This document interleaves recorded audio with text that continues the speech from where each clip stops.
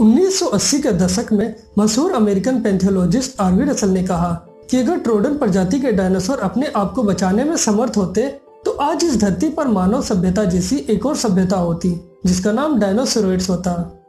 आज आप जानेंगे कि क्या था इस प्रजाति में ऐसा खास जिसने इतने मशहूर पैथोलॉजिस्ट आरवी रसल को ऐसा कहने पर मजबूर कर दिया। और साथ आज आप ये भी जानेंगे कि क्या हुआ जब एक व्यक्ति ने पूरे दस्तावेज पेश करते हुए ये घोषणा कर दी कि वो इस प्रजाति से मिल चुका है। जिस व्यक्ति ने इस दस्तावेज को प्रस्तुत किया उसने अपना नाम नहीं बताया था, जो दर्शाता है कि वो व्यक्ति मशहूर नहीं होना चाहता था। जिस दस्तावेजों को उसने उस रेप्टिलियन प्रजाति के माध्यम से बनाया उसे मैं आपको प्रस्तुत करने जा रहा हूँ। इसमें कितनी सच्चाई है इसका निर्णय आपको लेना है। लेखक ने अपने और अपने मित्र का नाम नहीं बताया है, इसलिए हम इसके मित्र का नाम मैक्स और उसका नाम सेम लेंगे। सेम कहते हैं, इससे पहले कि मैं शुरू करूं, मैं आपको बता दूं कि जो भी मैं आपको बताने जा रहा हूं, वो सत्य घटना पर आधारित है और इसमें कल्पना की कोई गुंजाइश नहीं है। जो बात मैं आपको बताने जा रहा हूं, वो तो सिर्फ थोड़ी सी बात है जो दिसंबर 1999 में मेरे और उस गैर मानव के बीच हुई थी। वो गैर मानव अपनी प्रजाति की महिला थी और कुछ महीने से मेरे दोस्त मैक्स के संपर्क में थी। मुझे घोषित करने दे, मैं अपने पूरे जीवन में यूएफओ, एलियन और अन्य अजीब चीजों के बारे में उलझन में था और जब भी मेरा मित्र मैक्स मुझे एलियन और उसके और उस गैर मानव के संपर्क के बारे में बताता था तो मुझे लगता था यह मात्र उसकी कल्पना और सपने का एक हिस्सा है। मैं तब भी संदेहवादी था जब मैंने पिछले साल 16 दिसंबर को स्वीडन के दक्षिण में एक शहर के पास अपने दोस्त के दूर दराज के घर में उस छोटे से गर्म कमरे में उससे मिला था। इसके बावजूद कि मैंने अपनी आंखों से उसे देखा कि वो मानव नहीं थी। उस गैर मानव महिला ने मुझे इतनी सारी अविश्वसनीय चीजें बताई और दिखाई कि मैं अब उनके शब्दों की वास्तविकता और सच्चाई से इनकार नहीं कर सकता। मैंने उस गैर मानव से 3 या 3 घंटे से अधिक समय तक बात की थी और जो भी मैं रहस्य आपको बताने जा रहा हूँ वो हमारे बातचीत का बस थोड़ा सा हिस्सा है, क्योंकि उसने मुझसे कहा था कि सब बातें लोगों को बताना सही नहीं रहेगा, इसलिए मुझे माफ करना। इन 3 घंटों में उसने मुझे कुछ असाधारण क्षमताएं दिखाई, जिसमें पेंसिल को नचाना और हिलाना भी शामिल था और एप्पल को बिना छुए 40 सेंटीमीटर तक हवा में उड़ाना भी शामिल था।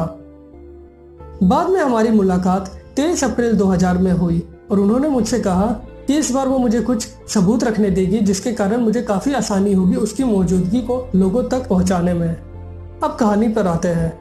दिसंबर 16, 1999। मेरा सबसे पहला प्रश्न, सबसे पहले ये बताइए आप कौन हो और क्या हो? क्या आप एक अलौकिक प्रजाति हो या इस ग्रह पर आपकी उत्पत्ति हुई थी? लसर्टा का उत्तर, जैसे कि आप अपनी आंखों से देख सकते हैं मैं आपके जैसे इंसान नहीं हूँ और सच कहूँ तो मैं कोई स्तनधारी भी नहीं हूँ। भले ही मेरा कुछ हिस्सा स्तनधारी जैसा है, किंतु मैं एक सरीसृप जाति यानी रेप्टाइल रेस की हूँ। हम सब भी यहाँ के मूल निवासी हैं और इस धरती पर लाखों सालों से मौजूद हैं। हम तुम्हारे धर्म ग्रंथ बाइबल में उल्लेखनीय हैं और कई प्राचीन मानव जनजातियों को हमारी मौजूदगी के बारे में पता था और हमें वो देवताओं के रूप में पूजा करते थे, जैसे कि इजिप्शियन और इनका जनजाति। आपके ईसाई धर्म ग्रंथ ने आपकी रचना में हमारी भूमिका को गलत समझा है, इसलिए हमें आपके लेखन में दुष्ट नाग के रूप में वर्णित किया गया है, जो कि सरासर गलत है। तुम्हारी जाति को एलियंस द्वारा विकास प्रणाली को बहुत तेज कर दिया गया था और सिर्फ हम ही हैं जिन्होंने विकास प्रणाली को प्राकृतिक रूप से आगे बढ़ाया। तुम्हें ये पता होगा कि तुम्हारे कुछ वैज्ञानिक मानते हैं कि मात्र 20 से 30 लाख सालों में मानव का इतना विकास होना नामुमकिन है, क्योंकि विकास की प्रणाली बहुत ही धीरे काम करती है। तुम्हारी रचना जेनेटिक इंजीनियरिंग का एक बेहतरीन नमूना है जिसे हमने नहीं एलियंस ने तैयार किया है। अगर तुम मुझसे पूछोगे कि मैं परग्रही हूँ तो मैं कहूँगी नहीं, क्योंकि मैं इसी धरती की मूल निवासी हूँ। हाँ, हमारे कुछ कॉलोनीज इस ग्रह के बाहर है, किंतु हम इसी ग्रह में जन्मे थे। मेरा दूसरा प्रश्न, क्या आप मुझे अपना नाम बता सकती है? लसर्टा का उत्तर, ये बहुत मुश्किल है क्योंकि इंसानी जीव इसे अच्छे से नहीं बोल पाते और हमारे लोगों के लिए ये बहुत अपमानजनक होता है अगर हमारे नाम को कोई गलत तरीके से बोले। हमारी भाषा मनुष्य की भाषा से बहुत अलग है। हमें जन्म से कोई नाम नहीं मिलता जिस प्रकार तुम्हें मिलता है, किंतु हमें एक अनोखा नाम मिलता है जब हम किशोर उम्र में पहुंचते हैं, जो कि हमारे बोलने के तरीके से निर्धारित होता है और वो भी अनोखे रीति रिवाज को करने के बाद। कृपया मुझे लसर्टा कहें। ये वो नाम है जो मैं आमतौर पर इस्तेमाल करती हूँ जब मैं मनुष्यों के बीच होती हूँ। मेरा तीसरा प्रश्न, तुम्हारी उम्र क्या है? लसर्टा का उत्तर, हम खगोलीय वर्षों में और सूर्य के चारों ओर पृथ्वी की परिक्रमा के आधार पर समय को नहीं मापते हैं, क्योंकि हम आमतौर पर ग्रह की सतह के नीचे रहते हैं।